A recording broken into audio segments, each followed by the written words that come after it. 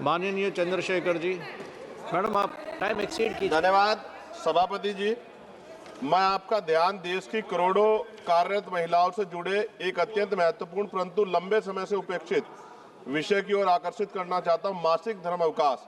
महोदय, मासिक धर्म कोई बीमारी नहीं बल्कि एक जैविक प्रक्रिया है, परंतु इसके दौरान होने वाला तेज दर्द, कमजोरी और स्वास्थ्य संबंधी जटिलताएं वास्तविक है। इसके बावजूद देश की करोड़ों महिलाओं, मजदूर, किसान की बेटियों, छात्राओं, दफ्तर में कार्यरत कर्मचारियों, असंगठित क्षेत्र की महिलाओं इन परिस्थिति में बिना किसी सुविधा के काम करने को मजबूर है।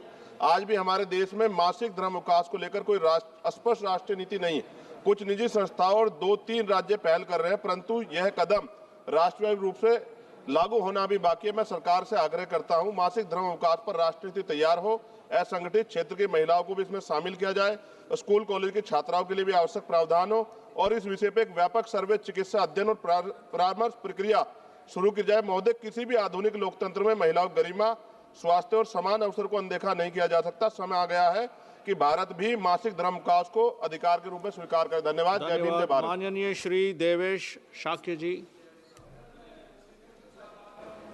माननीय अध्यक्ष महोदय, कई माननीय सांसदों द्वारा यह विषय रखा गया कि माननीय सर्वोच्च न्यायालय द्वारा दिनांक 1 सितंबर 2025 को दिए गए निर्णय में कहा गया कि देश को सभी सेवारत शिक्षक शिक्षिकाओं की सेवा और पदोन्नति में पात्र रहने के लिए टीईटी परीक्षा उत्तीर्ण करना अति अनिवार्य है।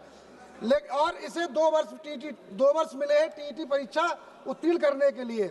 लेकिन मान्यवर जब आरटीई एक्ट 2009 दिनांक 26 अगस्त 2010 को लागू किया गया, उस समय एनसीटीई द्वारा स्पष्ट किया गया कि इससे पूर्व बेसिक शिक्षा अध्यापकों को टीईटी परीक्षा पूर्ण करने के बाद ही अध्यापक बनाया जाएगा। जहां उत्तर प्रदेश में सरकार टीईटी पास करने वाले 69,000 शिक्षकों को अभी तक नौकरी नहीं दे पाई, वही शिक्षा को बेहतर बनाए रखने के लिए देश के साथ साथ उत्तर प्रदेश के लाखों अध्यापक जो अपने अपने विषयों में होनहार शिक्षक हैं और बच्चों को अच्छी शिक्षा दे रहे हैं, इस निर्णय से उनके परिवार पर आपदा सी आ गई है। हजारों अध्यापक बेटी की शादी, बच्चों की पढ़ाई और मकान के लोन से दबे हुए हैं। वहीं लाखों अध्यापकों की उम्र 50 से 55 वर्ष से ज्यादा हो गई है, जो अब अपना जीवन यापन करने के लिए कोई दूसरा काम, सर प्लीज, कोई दूसरा काम नहीं कर सकते। मैं और मेरी समाजवादी पार्टी मांग करती है कि शिक्षकों के भविष्य को सुरक्षित रखने के लिए शिक्षकों के साथ मानवीय दृष्टिकोण अपनाते हुए टीईटी की अनिवार्यता समाप्त करने की मांग करता हूं। साथ ही साथ टीईटी में पास करने वाले 69,000 शिक्षकों को उत्तर प्रदेश में जल्द से जल्द नौकरी दी जाए। धन्यवाद। डॉक्टर शिवाजी।